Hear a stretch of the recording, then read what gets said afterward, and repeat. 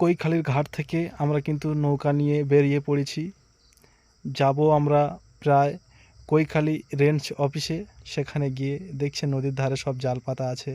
আমরা কৈখালি রেঞ্জ অফিসে যাব, গিয়ে আপনাদের যেখানে বাঘ থাকে দেখাবো।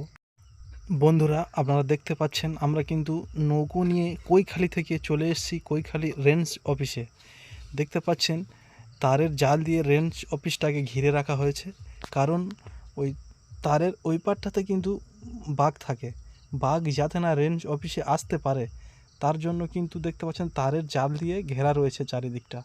ঠিক উল্টো সাইডে যেমন আমরা দেখছি, দেখুন আপনারা সেই তার দেখা যাচ্ছে, কিন্তু তারের ওই সাইডটাতে বাঘ আসে, বাঘ দেখতে পাওয়া যায়। কিন্তু এখন আমরা দেখতে পাচ্ছি না বাঘ, কিন্তু বাঘ আসে।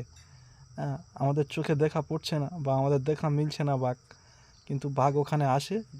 পুরোটাই তারের জাল দিয়ে ঘেরা রয়েছে যাতে না বাঘ এপারে আসতে পারে। আপনারাও এখানে আসুন, ভালো লাগবে। দেখার অনেক জিনিস রয়েছে, আপনারাও আসলে দেখতে ভালো লাগবে। ঘোরারও অনেক খুব সুন্দর জায়গা রয়েছে। আমরা তো এখানে বাঘ দেখার জন্য এসেছি, কিন্তু বাঘ আমাদের দেখা মিলছে না। দেখছেন ওই তার দিয়ে, একদম তার দিয়ে ঘেরা রয়েছে। ওই যে সাইডগুলো দেখছেন ওখানে কিন্তু বাঘ আসে বারবার। এখানে রেঞ্জ অফিসারদের সঙ্গে কথা বলেছি, ওনারা কিন্তু বাঘ দেখেছে বা বাঘের পায়ের ছাপও আমরা দেখেছি। বাঘের পায়ের ছাপ পড়ে রয়েছে, বাঘ আসছে, সেই ছবিগুলো আমরা দেখেছি। আপনারাও আসুন। ওই ওই যে নদীটা দেখা যাচ্ছে, কিন্তু ওখানে বাঘ দেখতে পাওয়া যায়, কিন্তু এখন আমরা দেখতে পাচ্ছি না। এখন আমাদের দেখা মিলছে না, আমরা দেখতে পাচ্ছি না বাঘ। এই জায়গাটাতে বাঘ দেখতে পাওয়া যায়।